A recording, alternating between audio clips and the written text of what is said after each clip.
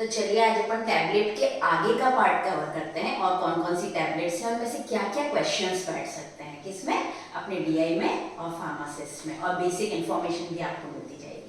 तो देखिए नेक्स्ट अपन क्या पढ़ते हैं, एंटरिक कोटेड टैबलेट। देखिए नाम से पता लग रहा है एंटरिक कोटेड, यानी इसका मतलब जो अपनी टैबलेट है, यानी अपन ने मान लीजिए एक गोल टैबलेट बना ली है, उसके ऊपर अपन कोट कर देंगे, है ना। किस चीज का कोट करेंगे, किस मटेरियल का कोट करेंगे, क्यों करेंगे, ये अपन देखते हैं।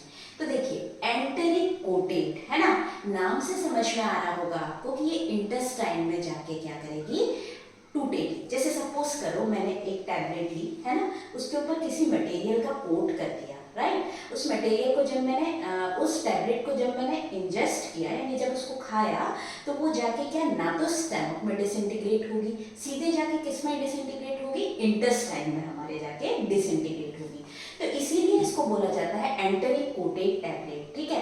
तो अब नाम से पता लग रहा है एंटरिक मतलब इंटेस्टाइन से रिलेटेड हो रहा है कहीं ना कहीं। तो यानी एंटरिक कोटेड टैबलेट जो होगी वो किस में जाके डिसइंटीग्रेट करेगी, यानी किस में जाके वर्क करेगी, तो इंटेस्टाइन पर जाके वर्क करेगी, ठीक है। तो आप देखिएगा स्टमक को ये बाईपास कर देगी। मैंने आपको बोला एंटरिक कोटेड टैबलेट को जैसे ही हमने खाया तो सबसे पहले वो क्या करेगी, इंटेस्टाइन के पहले क्या आता है, स्टमक आता है, ठीक है। तो स्टमक को बाईपास कर देगी, यानी स्टमक में जाके ये डिसइंटीग्रेट नहीं होगी, यानी टूटेगी नहीं, ना ही वहां एब्जॉर्ब होगी, वहां से बाईपास हो जाएगी और निकल जाएगी, ठीक है।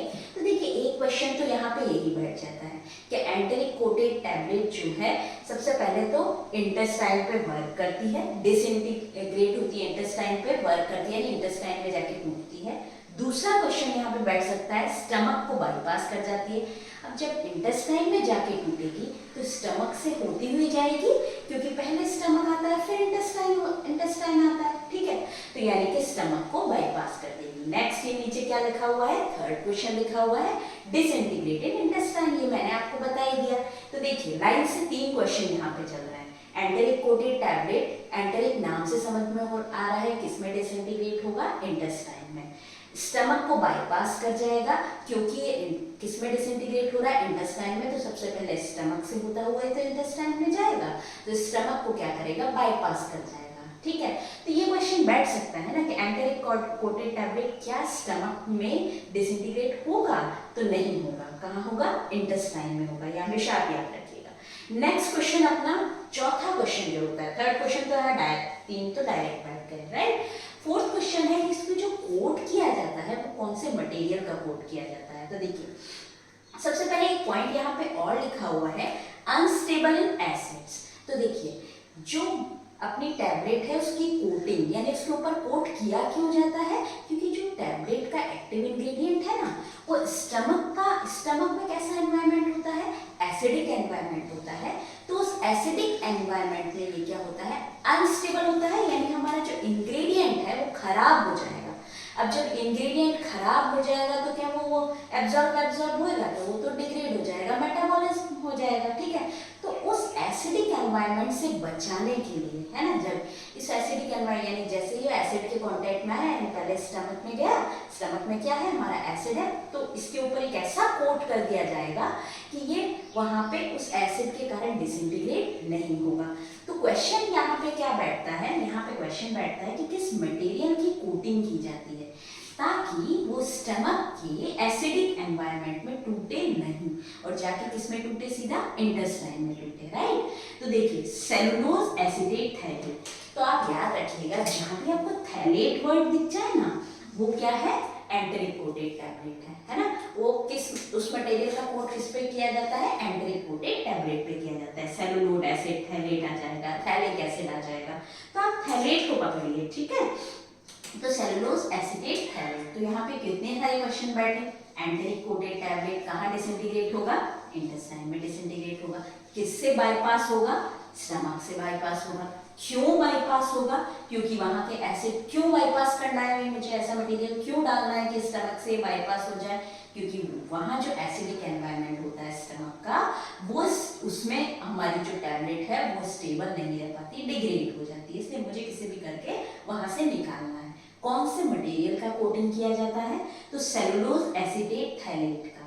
तो थैलेट वर्ड आपको याद रखना है, क्योंकि थैलेट ही डायरेक्ट ज्यादातर यही क्वेश्चन आया है, सेलुलोज एसिटेट थैलेट, बट कभी थैलिक एसिड आ जाए तो वो भी आप याद रखिएगा। तो कुछ और टैबलेट्स है जो अपन पढ़ते हैं, line by line chapter cover कर रहे हैं तो थोड़ा सा लेंथी होगा, बट आप समझिए तो आपको थ्योरी एग्जाम में भी फायदा मिलेगा, राइट। चलिए, एंटेरिक कोटेड के बाद अपन क्या पढ़ेंगे, शुगर कोटेड टैबलेट। नाम से पता लग रहा है शुगर कोटेड, है ना, यानी शुगर की कोटिंग की गई है। अब बताइए शुगर की कोटिंग क्यों की जाएगी, तो डायरेक्ट क्वेश्चन बैठेगा, to mask the bitter taste. मीठी होती है तो टू, यदि कोई इंग्रेडिएंट जो है वो बिटर है तो उसके टेस्ट को मास्क कर देगा। यही क्वेश्चन बैठता है कि शुगर कोटेड टैबलेट जो है वो क्या करता है, mask the bitter test of tablet का जो एक्टिव इंग्रेडिएंट है उसका, है ना।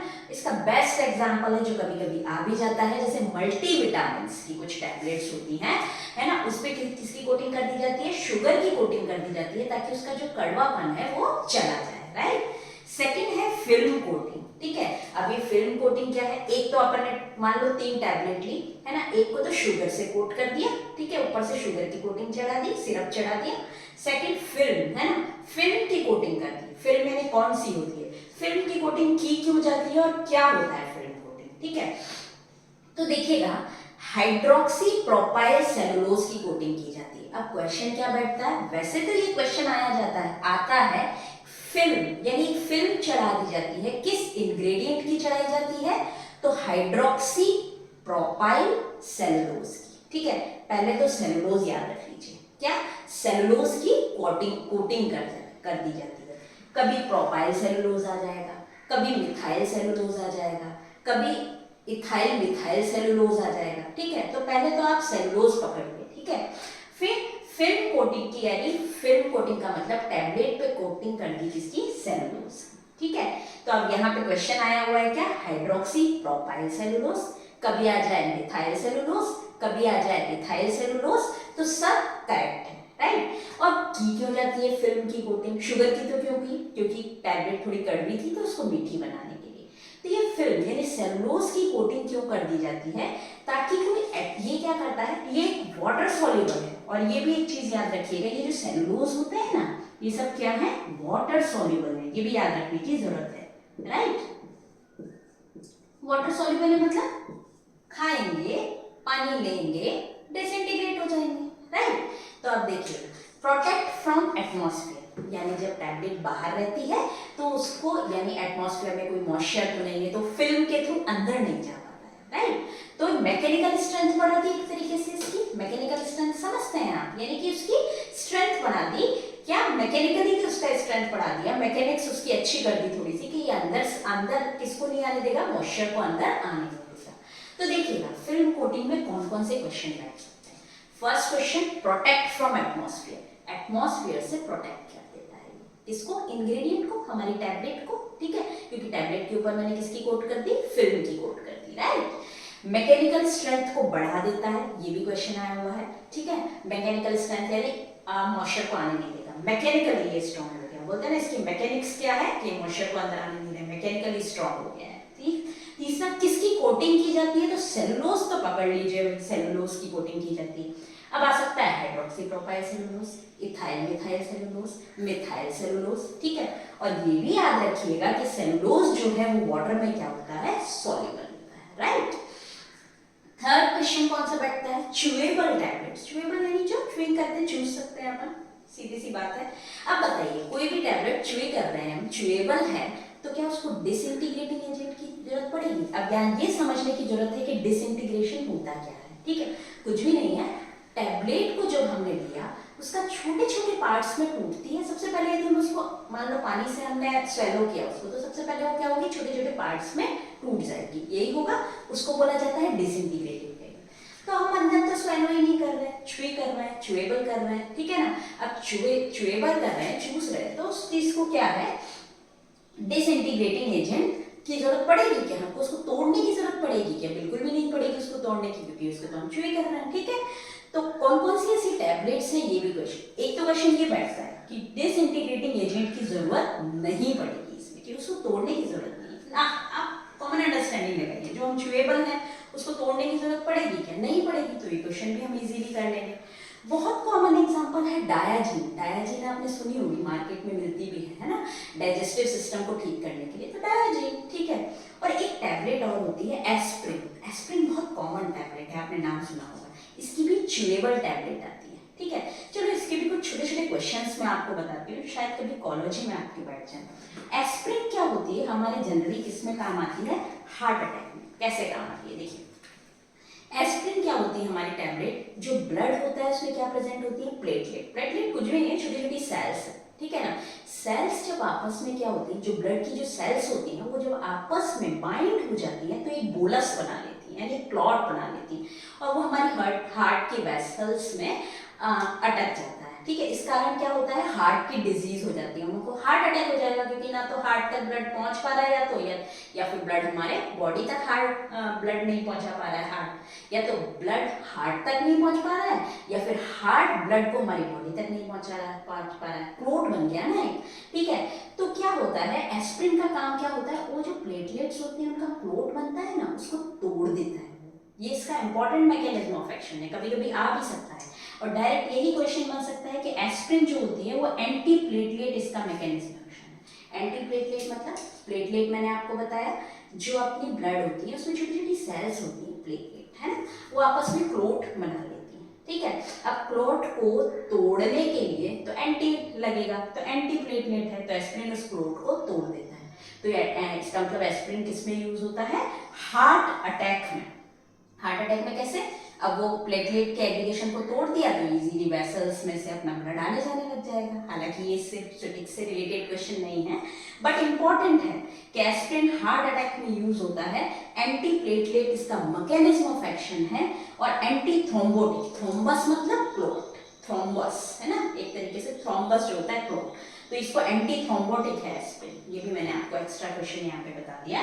तो यहाँ पे देखिए 3 क्वेश्चन इजीली बैठ रहे हैं आपके। कौन 3, कितने सारे क्वेश्चन बैठ रहे हैं, 3 क्या, देखिए शुगर कोटेड, नाम से समझिए शुगर की कोट करना है, मतलब टेस्ट यदि उसका बेटर होगा तो उसको मास्क कर देंगे, एग्जांपल मल्टीविटामिन। फिल्म कोटिंग में कौन से क्वेश्चन बैठ सकते हैं, जो एटमॉस्फेयर में जितने भी जैसे मान लो मॉइस्चर वगैरह है या और भी कोई पार्टिकल्स है जो ड्रग को इफेक्ट करते हैं उनसे बचाता है, ऊपर फिल्म की कोटिंग कर दी जाती है। तो क्वेश्चन क्या बैठता है, protect from atmosphere, mechanical strength को बढ़ाता है। थर्ड क्वेश्चन क्या बैठता है, क्या यूज किया जाता है कोटिंग की फॉर्म में, फिल्म कोटिंग की फॉर्म में सेलुलोज।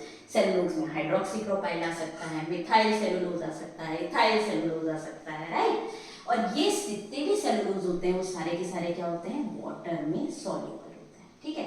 नेक्स्ट है च्यूएबल टैबलेट्स, है ना, च्यूएबल जिनको अपन च्यूए कर सकते हैं।